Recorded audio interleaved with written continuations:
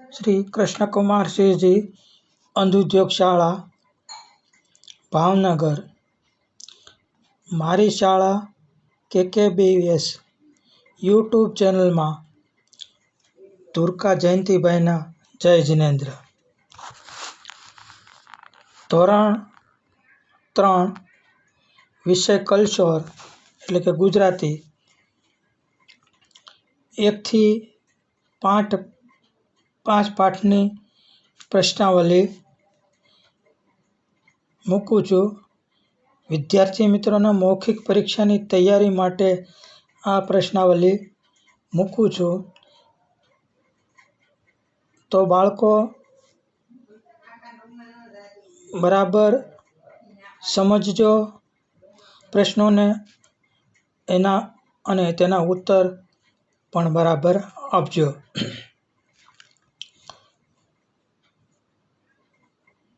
मौखिक परीक्षा सत्रांत परीक्षा 2020 नी मौखिक कसोटी नी प्रश्नावली।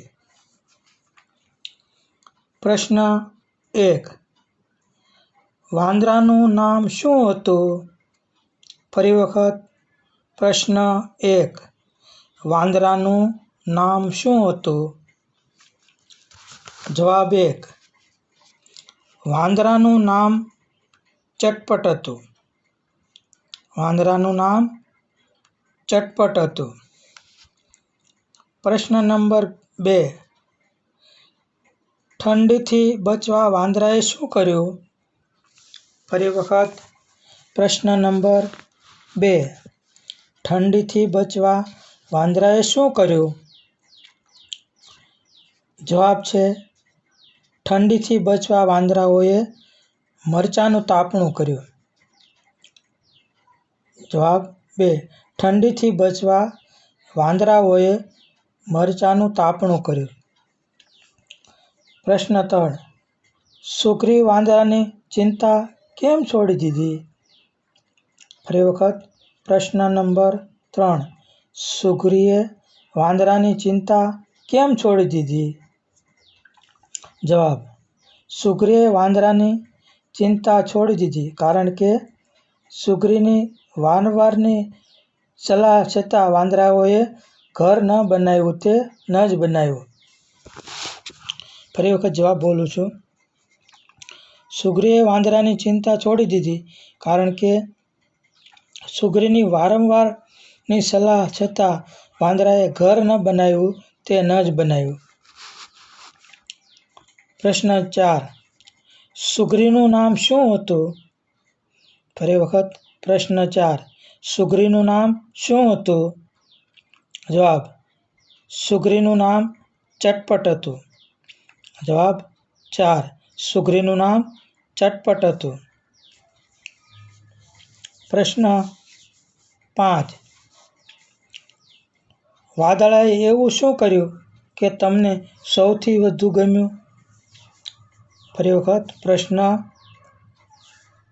5 वांदराए एवुं शुं कर्युं के तमने सौथी वधु गम्युं? जवाब पोतानी जीतना आनंदमां वादळा एवुं हस्या एटલું हस्या के एमनी आंखोमांथी आनंदनी धाराओ वहेवा लागी अने मने सौथी वधु ए गम्युं। फरी वखत जवाब पोतानी जीतना आनंदमां वादळा एटલું हस्या के एमनी आंखोमांथी आनंदनी धाराओ वहेवा लागी ते मने सौथी वधु गम्युं। प्रश्न 6 तमने वादळानुं कया रंगनुं कपडुं सौथी वधु गम्युं? तमने वादळाओनुं कया रंगनुं कपडुं सौथी वधु गम्युं? जवाब मने वादळानुं गुलाबी रंगनुं कपडुं सौथी वधु गम्युं। फरी वखत जवाब 6 मने वादळानुं गुलाबी रंगनुं कपडुं सौथी वधु गम्युं। वादळा कया वर्षे वादळा क्या वर्षे तो तमने सौथी वधु गमे? प्रश्न 7 ફરી વખત, વાદળા ક્યાં વરસે તો તમને સૌથી વધુ ગમે? જવાબ 7. વાદળું ખેતરમાં વરસે તો મને સૌથી વધુ ગમે. ફરી વખત, જવાબ 7. વાદળું ખેતરમાં વરસે તો મને સૌથી વધુ ગમે. પ્રશ્ન 8. પવન ખૂબ જોરથી ફૂંકાય ત્યારે શું શું ઉડે?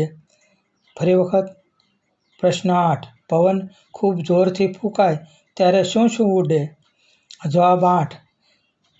પવન ખૂબ જોરથી ફૂંકાય ત્યારે ધૂળ, રેતી, પાંદડા ઉડે, ઘણીવાર છાપરાના પતરા ઉડે, નળિયા ઉડે, વૃક્ષો ધરાશયી થાય વગેરે ઉડે.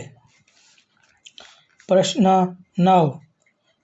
તમને પિલ્લુની ચિંતા ક્યારે થઈ? ફરી વખત, પ્રશ્ન 9.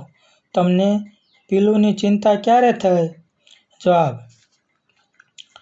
કોશેટોનો રંગ ગાઢો થઈ ગયો અને તેની ચૂપચાપ પડી રહેલો આ જોઈ મને પિલ્લુની ચિંતા થઈ. ફરી વખત, જવાબ 9 કે કોશેટોનો રંગ ગાઢો થઈ ગયેલો અને તે ચૂપચાપ પડી રહેલો આ જોઈ મને પિલ્લુની ચિંતા થઈ. પ્રશ્ન 10. લીમડાના પાન પર કાણા કેમ હતા? પ્રશ્ન 10 ફરી વખત, લીમડાના પાન પર કાણા કેમ હતા? જવાબ 10. લીમડાના પાન પર કાણા હતા કારણ કે પાન પરથી ઈયળો તે પાન ખાતી હતી. જવાબ 10. લીમડાના પાન પર કાણા હતા કારણ કે ઈયળો તે પાન ખાતી હતી. પ્રશ્ન 11. ધક્કો લાગવા છતાં પાંદડા પરથી ઈંડા પડી કેમ ન ગયા? પ્રશ્ન 11 ફરી વખત, ધક્કો લાગવા છતાં પાંદડા પરથી ઈંડા પડી કેમ ન ગયા? જવાબ 11. ધક્કો લાગવા છતાં પાંદડા પરથી ઈંડા પડી ન ગયા કારણ કે ઈંડા પાંદડાને બરાબર ચોંટી રહેલા હતા. જવાબ 11 ફરી વખત, ધક્કો લાગવા છતાં પાંદડા પરથી ઈંડા પડી ન ગયા કારણ કે ઈંડા પાંદડાને બરાબર ચોંટી રહેલા. પ્રશ્ન 12. દ્વિજ અને ઈવા ફાટી આંખે શું જોઈ રહ્યા હતા? પ્રશ્ન 12. દ્વિજ અને ઈવા ફાટી આંખે શું જોઈ રહ્યા હતા? જવાબ 12. એક સાંજે દ્વિજ અને ઈવા એ નિશાળેથી આવીને ખોખામાં જોયું તો પીલું શાંત જણાય. કોશેટોનો રંગ ગાઢો થઈ ગયો હતો અને તે ચૂપચાપ પડી રહેલો. તેઓ ફાટી આંખે આ દ્રશ્ય જોઈ રહ્યા હતા. જવાબ ફરી વખત 12. એક સાંજે દ્વિજ અને ઈવા એ નિશાળેથી આવીને ખોખામાં જોયું તો પીલું શાંત જણાયો અને કોશેટોનો રંગ ઘાટો થઈ ગયો હતો. તે ચૂપચાપ પડી રહેલો.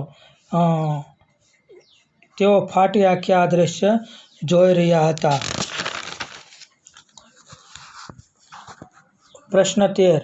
રોજ દૂધ પીવાથી ફાયદો શું છે? પ્રશ્ન ફરી વખત 13.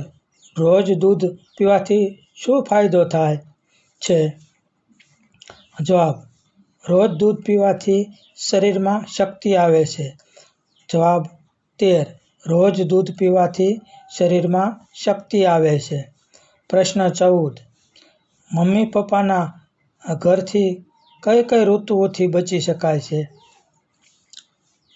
પ્રશ્ન 14 ફરી વખત, મમ્મી પપ્પાના ઘરથી કઈ કઈ ઋતુથી બચી શકાય છે? જવાબ: મમ્મી પપ્પાના ઘરથી આપણે ઠંડી, ગરમી અને વરસાદથી બચી શકાય છે. જવાબ 14. મમ્મી પપ્પાના ઘરથી આપણે ઠંડી, ગરમી અને વરસાદથી બચી શકાય છે. પ્રશ્ન 15. એક્સપ્રેસ ડોગીના મોંમાં પાણી કેમ આવી ગયું? પ્રશ્ન 15 ફરી વખત, એક્સપ્રેસ ડોગીના મોંમાંથી પાણી કેમ આવી ગયું?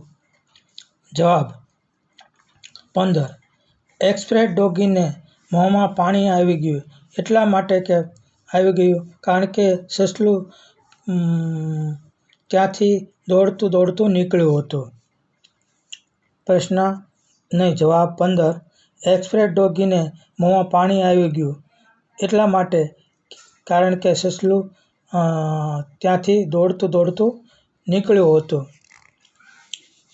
પ્રશ્ન 16. હન્ટિંગ શિકારીએ હસતા શું કહ્યું? પ્રશ્ન 16 ફરી વખત, હન્ટિંગ શિકારીએ હસતા શું કહ્યું? જવાબ, હન્ટિંગ શિકારીએ હસતા કહ્યું કે તું આટલું નાનું સસલું પણ પકડી ના શક્યો? પ્રશ્ન 16. જવાબ 16. હન્ટિંગ શિકારીએ સસલાને હસતા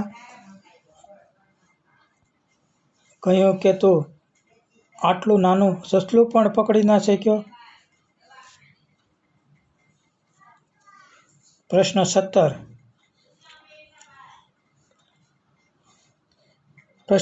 આ વાર્તામાં સૌથી વધારે મજાની ક્યારે આવી? પ્રશ્ન 17. આ વાર્તામાં સૌથી વધારે મજા ક્યારે આવી? જવાબ 17.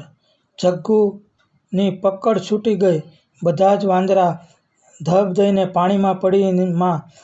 પાણીમાં પડ્યા, આ સાંભળી સૌથી વધારે મજા આવી. જવાબ 17. જગ્ગુની પકડ છૂટી ગઈ, બધા જ વાંદરા ધડાક દઈને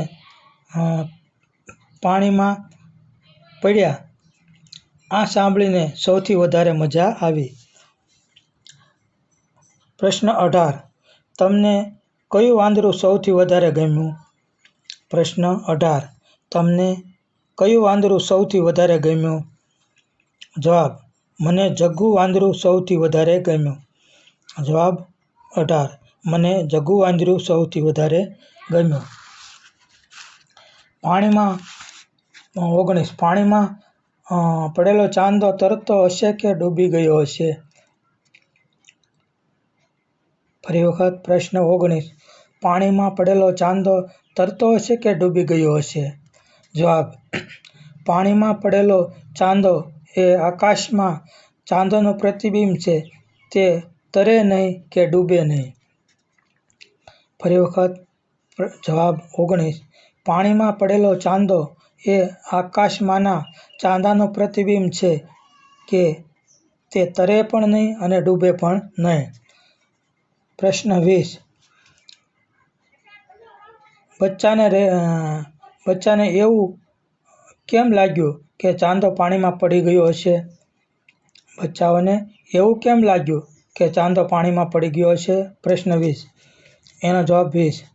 બચ્ચાની નજર તળાવના શાંત પાણીમાં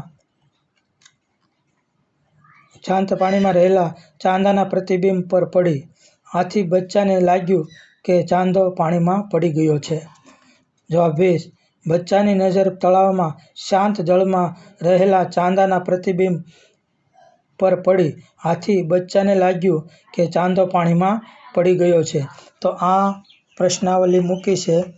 આના જવાબો બરાબર તમારે તૈયાર કરી અને જ્યારે હું પૂછું ત્યારે આના જવાબો આપવાના છે. આ 40 માર્કના પ્રશ્નો છે, તો દરેક વિદ્યાર્થી મિત્રોએ તૈયારી કરવી.